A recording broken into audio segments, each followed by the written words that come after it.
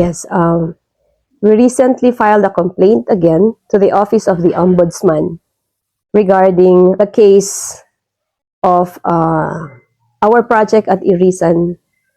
This is a case that we filed against the Mayor of Baguio, Mayor Magalong, regarding the criminal acts constituting the crime of anti-graft and corrupt practices and the administrative offenses of gross misconduct, gross incredible negligence, and acts prejudicial to the interest of the service that were committed by the respondent, Mayor Benjamin Magalong.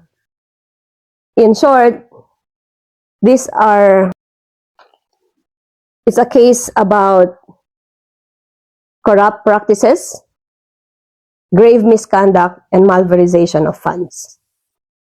And what are the reasons behind this? If you remember, we had a memorandum of agreement with the Department of Public Works and Highways for the implementation of a project, a multipurpose project at Irisan, and also their Barangay Hall project at the amount of 50 million downloaded to the city government of Baguio. This was the memorandum of agreement was executed in November 18 of 2021. We had a MOA with the DPWH, and the exact title of this is the Project Implementation of the Local Infrastructure Program, Construction, Improvement, Rehabilitation of Multipurpose Buildings, including facilities at Irisan Barangay Complex, Barangay Irisan, Baguio City, in the amount of 50 million pesos, which is what we refer to as the Irisan project. Okay. What happened here? Anyway, this was contracted out to Katib Construction through bidding. The date of award to Katib Construction was signed in December 18, 2021. Okay. And with a contract duration of 350 days, calendar days, to expire December 8, 2022, at the amount of 42,772,368.46 pesos. Okay. This was in December 18, 2021. And 3 months after, March 20, 2022, the DPWH had an inspection at the project site, and they found out that there was already a difference in the construction. They found out that the foundations here were deeper and the sizes of the columns were different from the actual planned or the actual construction plans. And this alone, the attention of the local government was already called. And they should already issue a variance order. A variance order should be requested by the local government so that there can be an adjustment of the price. No? But there's also a limit. Variance orders can only be up to 10% of the contract price. But there was no variance order ever issued. And they still proceeded with the work. 8 months after, in August 22, 2022, the DPWH again, through inspection with our City Building and Architecture Office, they found out that there is a use of a different reinforcing steel bars at the ground floor. They mixed a 25 millimeter grade 40 and a 25 millimeter grade 60 bars used at the beams of the ground floor. When in fact, in the specifications and in the construction documents, only grade 60 should be used. So again, there were no variance orders or no justification or technical justification why there were changes.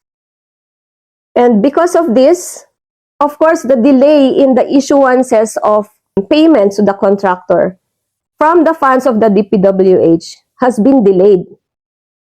And remember that when we made the memorandum of agreement with the DPWH, we had several agreements that any change order should be supported by a variance order, and that percentages of accomplishments should also be issued, so that will be the basis of the payment. But as of 9 months after, in September, the report of the DPWH Inspectorate team reported that only 36% of the project was completed.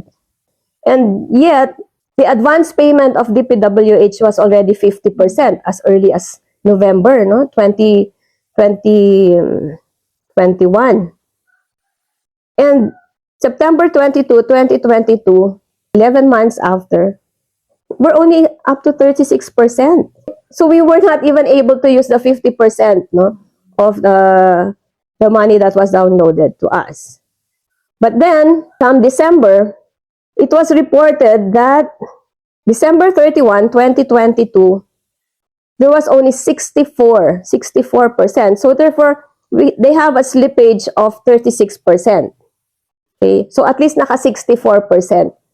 But the contract is only up to December of 2022, which should already be at least 90%, close to 100%. But as of that December, they only had 64%. Even from the start, there was already a big slippage.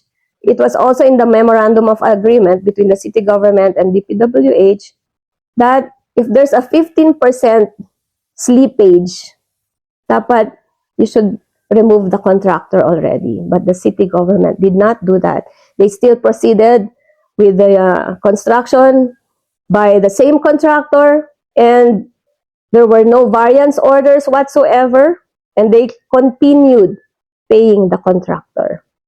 Okay?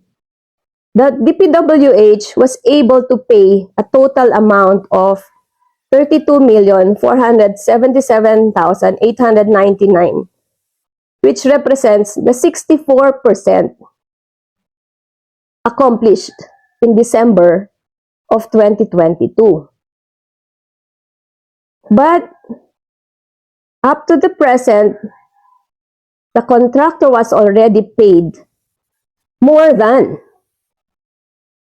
That's why this grave misconduct and malversation is being charged because of overpayment.